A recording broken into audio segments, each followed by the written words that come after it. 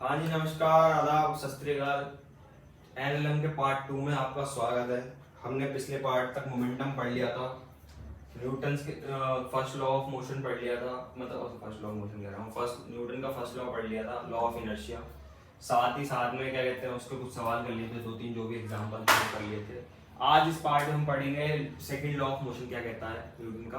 Law में मार कर दे, ठीक है भाई। सेकेंड लॉ ऑफ मोशन पढ़ना है। देखो हमने कहाँ तक पढ़ा था, मोमेंटम तक पढ़ लिया था, मोमेंटम क्या होता है वहां तक पढ़ लिया था। अब सेकंड लॉ ऑफ मोशन की बात करते हैं। सेकंड लॉ ऑफ मोशन ये कहता है भाई, given external force acting on any system is directly proportional to the rate of change of momentum। कहने का मतलब कि भाई जो भी सिस्टम के ऊपर फोर्स लग रहा होगा, वो किससे डायरेक्टली प्रोपोर्शनल होगा, rate of change of momentum से। किससे? Rate of change of momentum से। मोमेंटम हमने कल पढ़ लिया था, मोमेंटम क्या होता था। मोमेंटम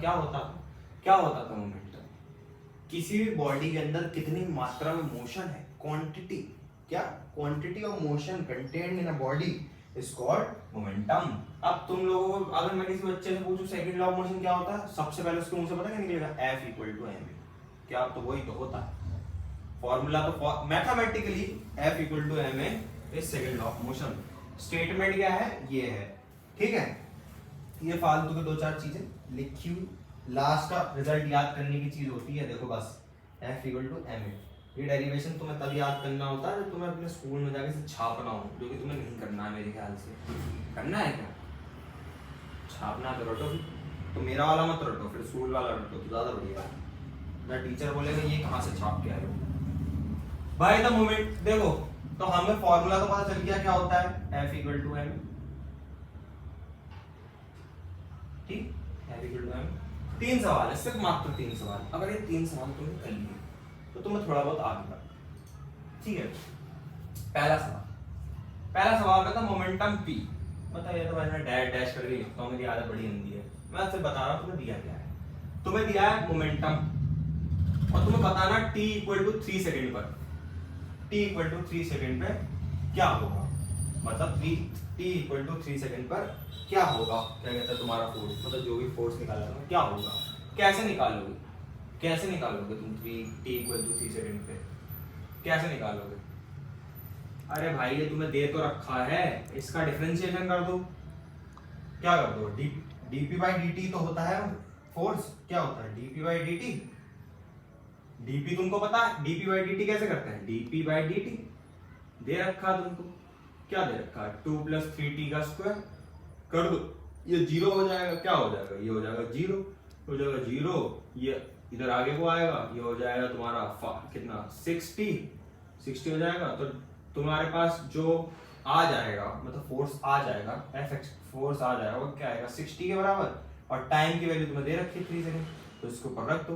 क्या हो जाएगा 6 into 3, क्या हो जाएगा 606, 6 to 12, 6 या 19। क्यों 6 या 19, 6 या 19। ये तुम्हारे पास क्या आ गया? इसकी यूनिट क्या होती है? न्यूटन होती है। क्या यूनिट होती है? न्यूटन होती है। फोर्स आ गई। सेकंड क्वेश्चन पे आओ। सेकंड क्वेश्चन क्या कहता है? सेकंड क्वेश्चन कहता है कि एक 5 किलो का ब्लॉक था, वो v इक्वल टू 2 मीटर पर सेकंड की स्पीड से पहले झड़ गया। ठीक है, v इक्वल टू 2 मीटर प्रति सेकंड की स्पीड से पहले इधर गया। फिर v इक्वल टू 3 मीटर पर सेकंड की स्पीड से इधर आया। t1 से t6 से टाइम कितना लगा? t मतलब 1 से 6 सेकंड। फोर्स कैलकुलेट करना है। क्या कैलकुलेट करना है? फोर्स कैलकुलेट करना है। क्या कैलकुलेट करना है? फोर्स कैलकुलेट करना है। बहुत ही आसान सवाल। v इनिशियल क्या है इसके अंदर? पॉज करके ट्राई कर सकते हो। v इनिशियल क्या है इसके अंदर? बता भाई कैमरामैन, क्या है v इनिशियल इन दोनों में से? ये वाले में से v इनिशियल कौन सा? ऊपर वाला। हाँ ठीक है, सही बात कह रहा है। 2 मीटर पर सेकंड। v फाइनल क्या है? 3 मीटर पर सेकंड। नहीं तो खेल गए। अब तुम्हें इस सवाल को करने के लिए मैं तुम्हें बात कर रहा हूं तरीका। कहने का मतलब तुम एक डायरेक्शन को पॉजिटिव मान लो, एक डायरेक्शन को नेगेटिव मान लो, कोई सी भी मान लो, तुम्हारी इच्छा है। मैंने ये वाली मान ली। ये v इक्वल टू इधर मैंने पॉजिटिव मानी है और उधर मैंने नेगेटिव मानी है, तो कहने का मतलब ये कितना हो जाएगा -3 मीटर पर सेकंड हो जाएगा। कितना हो जाएगा -3 मीटर पर सेकंड हो जाएगा। इतना समझ आया? एक डायरेक्शन को पॉजिटिव मान लिया, एक डायरेक्शन को नेगेटिव मान लिया, बस इतना। अगर तुम्हें समझ आएगा तो बाकी तुम समझ आएंगे। क्या होता है फोर्स? ma मास तो दिया ही है, मास तो दे ही रखा है 5। एक्सेलरेशन मालिक, एक्सेलरेशन कैसे निकाले? हाँ एक्सेलरेशन तो दिया ही नहीं है, कैसे निकालते हैं एक्सेलरेशन? नहीं पता? याद करो, motion in a straight line, motion in a plane, acceleration कैसे निकालते थे? अरे भैया एक्सेलरेशन क्या होता है? क्या होता है एक्सेलरेशन? क्या होता है? Delta v by delta t, यही तो होता है एक्सेलरेशन।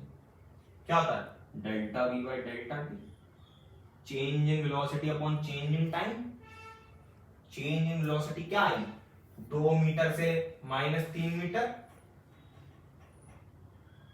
चेंज इन टाइम क्या है? क्या है चेंज इन? 6 से 1 कितना आएगा? 5। 6 माइनस वो v final minus v initial करते हैं ना, ठीक है इसमें v final minus v initial करते हैं ना, v फाइनल कितना? -3 -2, ठीक है। ये कितना? इतना माइनस माइनस कितना? माइनस माइनस कितना? प्लस, प्लस ही तो होता है, तो माइनस का 5/5, तो ये आंसर क्या आएगा? -1। एक्सेलरेशन कितना आ गया? -1 मीटर पर सेकंड। क्या F इक्वल टू एम में डालो, फोर्स कितना आ जाएगा? 5 इंटू -1। फोर्स कितना आ गया? -5 न्यूटन। क्या फोर्स निकालना आ गया? आ गया। अगले क्वेश्चन का, अगले क्वेश्चन में फोर्स दे रखा है 6i cap -8j cap plus 10k cap. Acceleration दे रखा 1 मीटर पर सेकंड। मास निकालना है।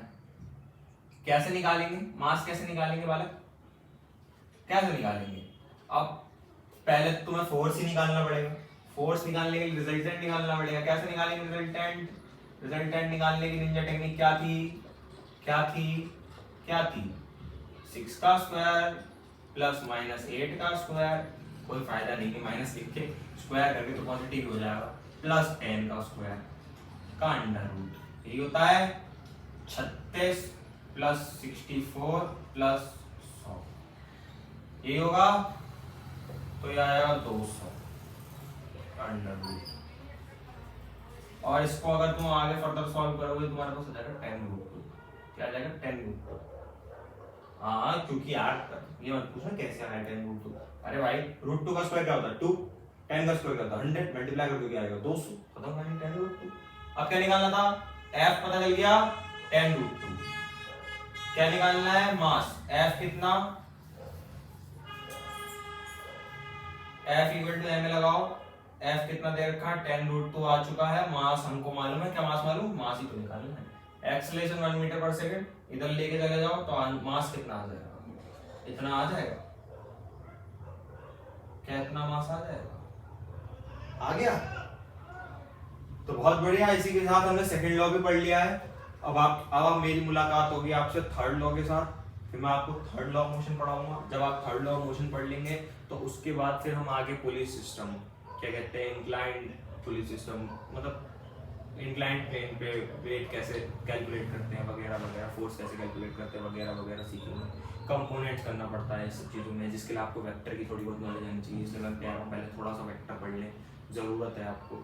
ठीक है, आगे आने वाले जो मतलब टॉपिक्स हैं उसमें अंदर वेक्टर का बहुत यूज़ होगा।